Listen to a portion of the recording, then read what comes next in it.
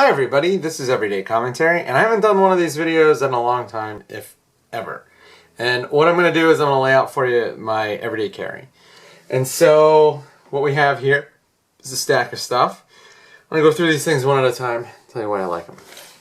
So the first thing is the pen. This is the Pilot Vanishing Point. It's blue with silver trim. You can get it in blue with gold trim. You can get it in a smaller version called the Decimo. You can get it with any kind of nib you want. I have a medium nib. I am going to get the stub nib. I love the way the stub nib writes. I have it on Edison and it writes phenomenally well. One of the weird things about this pen, in addition to being one of only one or two, I think the Lamy Dialogue is the other one,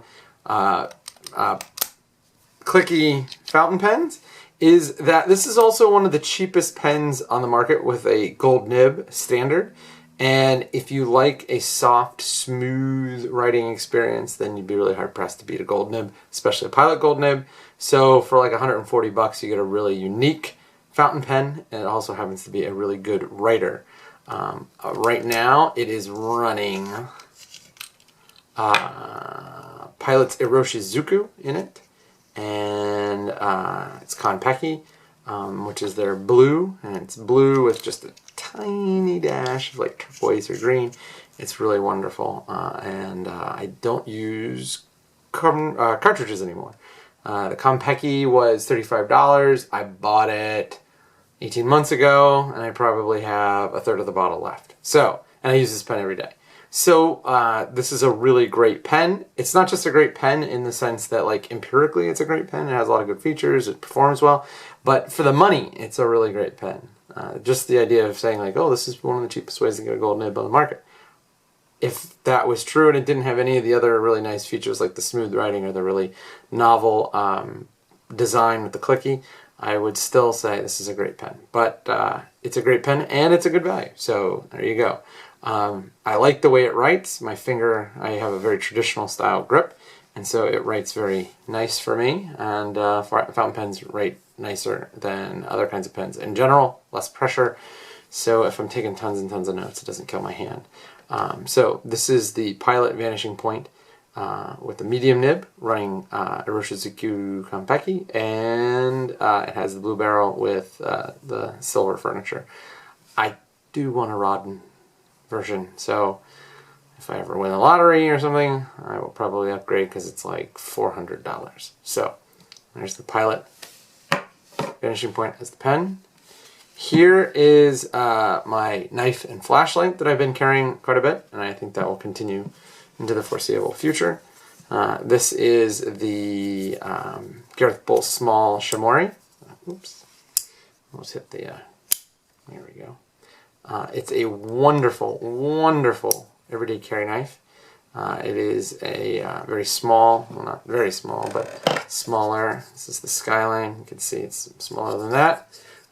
Great knife. I have a video review up on this, so you can go check that out if you want to see that. This also is a video review. But that's the pen, the knife. The flashlight is the Mushan Aeon Mark III. This is the aluminum model. I didn't need any fancy model. Check that out, baby. Blue, blue, and blue. Yes, I'm a huge dork.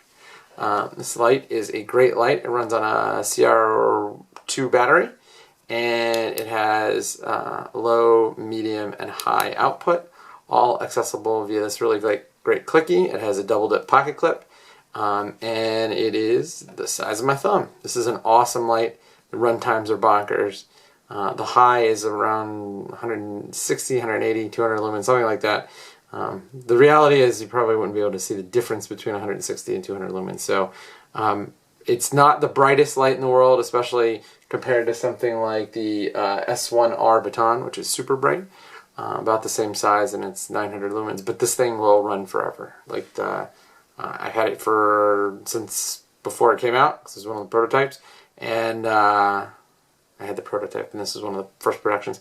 I never changed the battery, so it's essentially a light that never runs out of juice. Both of these are kept in the Scout Leatherworks pocket protector, which is most often seen with a traditional on one side and the Prometheus Beta QR on the other side, but I decided to go a little differently. As you can see, it has weathered quite nicely in about the year that I've had it.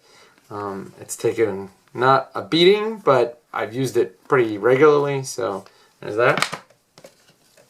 I'm back to the Big Skinny Wallet. I have gone on a long and circuitous route to come back to the Big Skinny Wallet.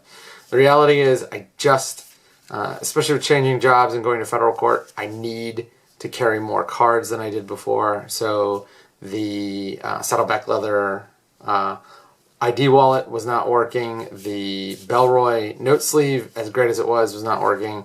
And whenever I got into a bigger wallet, a fatter wallet, it always made a problem. So I'm back to the Big Skinny, and I've been pretty happy.